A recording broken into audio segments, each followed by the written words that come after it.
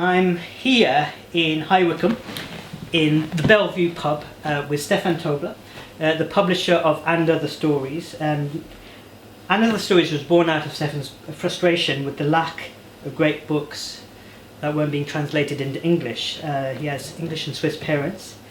He was born interestingly in the Amazon. We might touch upon that very briefly.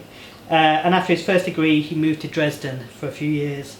He's also done an MA and a PhD at UEA Norwich.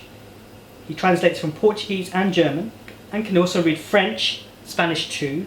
You can check out And Other Stories at And Other Tweets and Stefan at Stefan Tobler. So thanks for having us. Thanks for coming. And so you said that And Other Stories was born out of your frustration about books not being published in English. Could you elaborate that and also the path that brought you to create And Other Stories in 2010?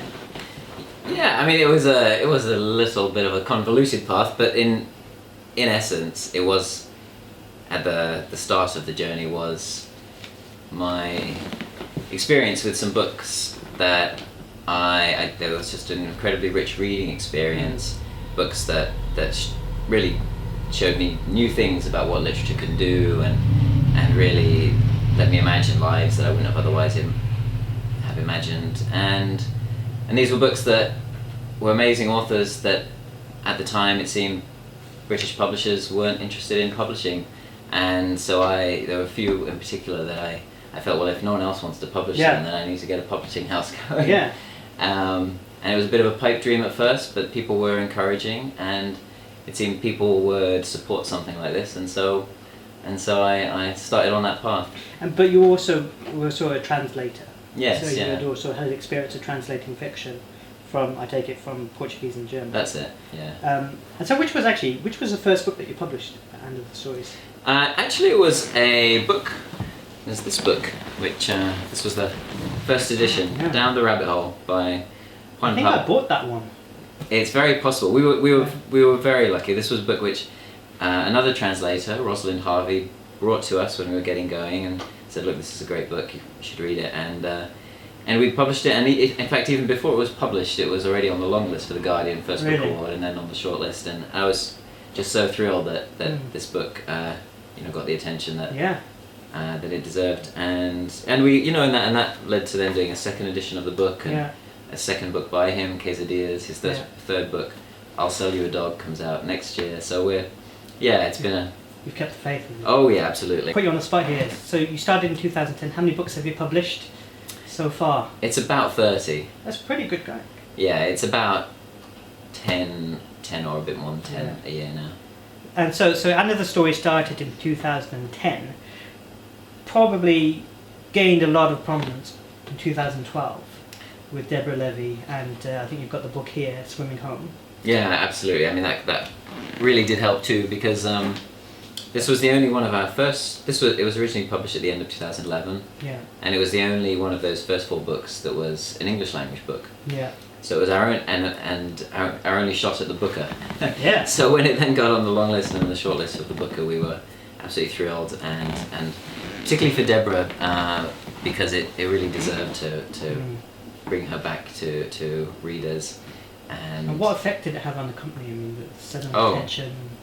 Well, it was. I mean, obviously a lot of people found out about us, which was it had immediate effect in sales of this book. Yeah. But also when we were just setting out, we had subscribers, but we had, here we have. You can see just one. This was people who had subscribed before the first book was published. Just one page of them, and then of course once we had more attention and more people were subscribing, so that, for example, a more recent book now we've got it depends how small we print the names, but 4 to 6 pages of. It's interesting. And we just kind of touched briefly on the subscription model, and something that sort of, as a concept within publishing, has come and gone and come and gone.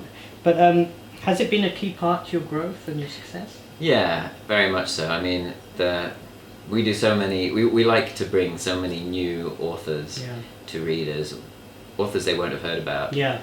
And the fact that a whole bunch of people are saying, send us, 6 books a year. We trust that you'll send us the right books. Yeah. It just gives us freedom then to bring out books which would, with only the retail trade, be a harder proposition. Yeah, and I think that this is one of the key things, you know. So for every sort of young person out there, every kind of writer, and people think about getting into publishing. I think this is about the sort of the role of publisher as curator, as someone who should be someone who develops talent and finds talent and is able to be that sort of bridgeway between the writer and the reader, which it seems to be have lost sense somewhat kind of in the realm of sort of mainstream publishing, where there's just a lot of things coming out. People who read The Guardian will probably know about Camilla Shamsi, the author, who laid out what she called a provocation to the publishing industry to spend in 2018 publishing solely books by female writers. And so And Other Stories is one of 2 publishing houses to rise to this challenge. You've probably been asked this question hundreds of times by now, maybe. But what are your views on taking this challenge, and your views on equality in publishing and from the writing perspective? Well, it was interesting to read it because my first reaction was actually to think, well, I'm not sure it's quite like how Camilla says. Yeah. And after all, the publishing industry, because Camilla was saying that there's an unconscious bias against women, that women aren't given as much attention, they don't win as many prizes, their writing overall is not seen as important, they're not as reviewed as much.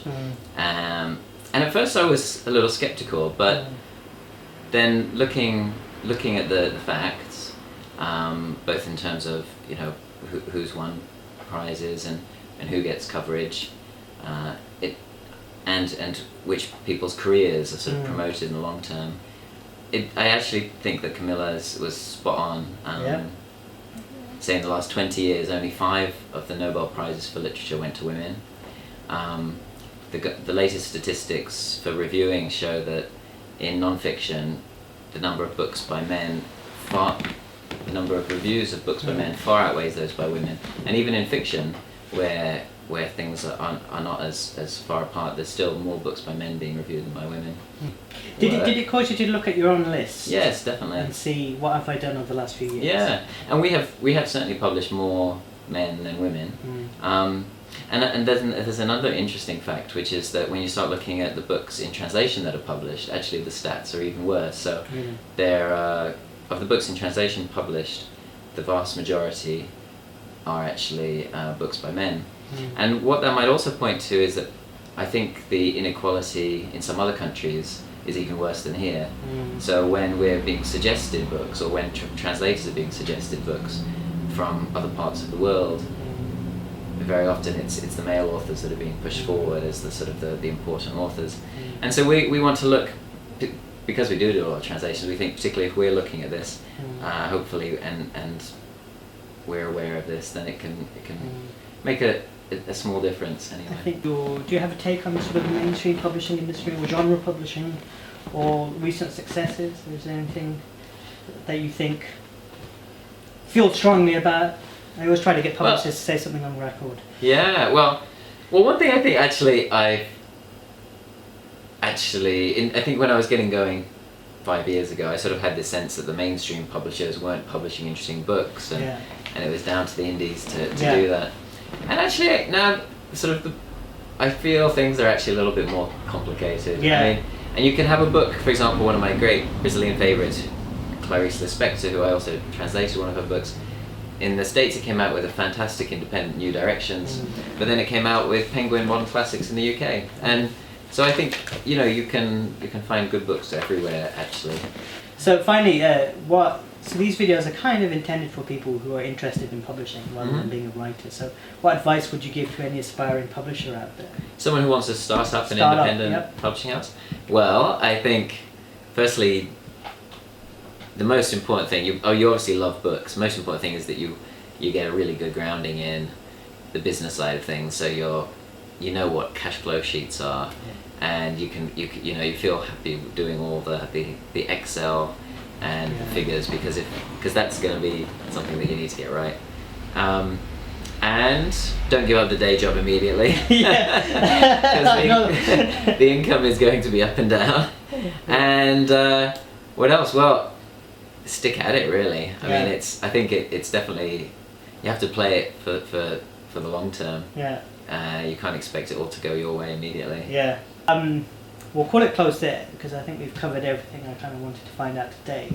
Thank you to the Bellevue Pub for opening up early for us, and thank you, Stefan. Thanks, Bobby. Thanks.